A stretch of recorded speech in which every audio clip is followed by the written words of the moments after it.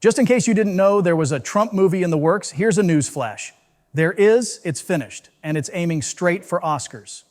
The Apprentice, a hot-button film about young Donald Trump already being called a Trump origin story, is dropping right before the election, with theaters set for October 11th.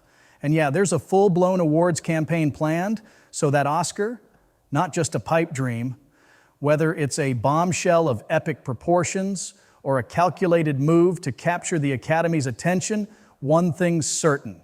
This film is going to make waves. But will audiences buy into it, or will it sink faster than a political scandal?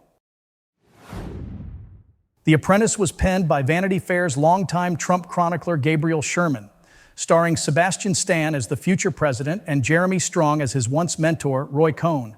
The film made its debut at Cannes on May 20th, and surprise, it didn't take long for controversy to follow. Word is Dan Snyder, the pro-Trump billionaire who backed the film through his company, Kinematics, wasn't exactly thrilled with how Trump was portrayed and tried to shut the whole thing down. Legal threats flew around soon after, and the Trump campaign reportedly started sending out cease and desist letters, hoping to scare off distributors.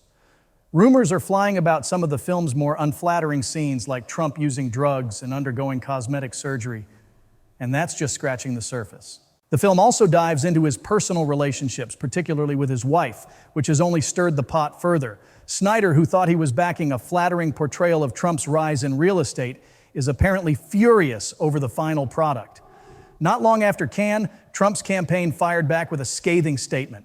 They didn't mince words, calling the film pure fiction and accusing Hollywood elites of meddling in the election. Oh, and they did not stop there. The statement went on to say the movie isn't even worthy of a spot in the DVD bargain bin and belongs in a dumpster fire. Harsh, right? Meanwhile, the producers fired back, defending the film as a fair and balanced portrayal of Trump. Their response, as shared with Variety, is that they want the public to see it and make up their own minds. Every year, there's a handful of films that screams Oscar bait, and this one fits the bill.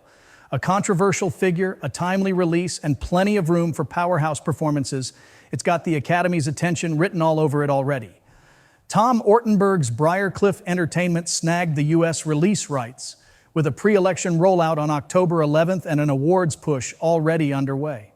Ortenberg's no stranger to this game either.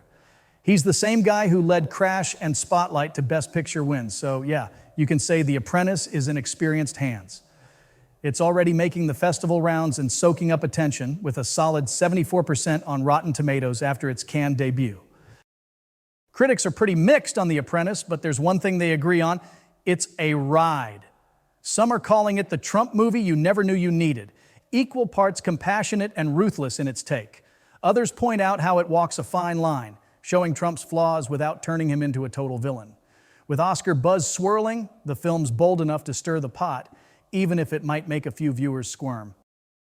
During the movie's press conference at Cannes, director Ali Abbasi couldn't help but joke about the film's release timing, saying they were banking on the U.S. elections to give The Apprentice a promotional boost. Well, he wasn't wrong, was he?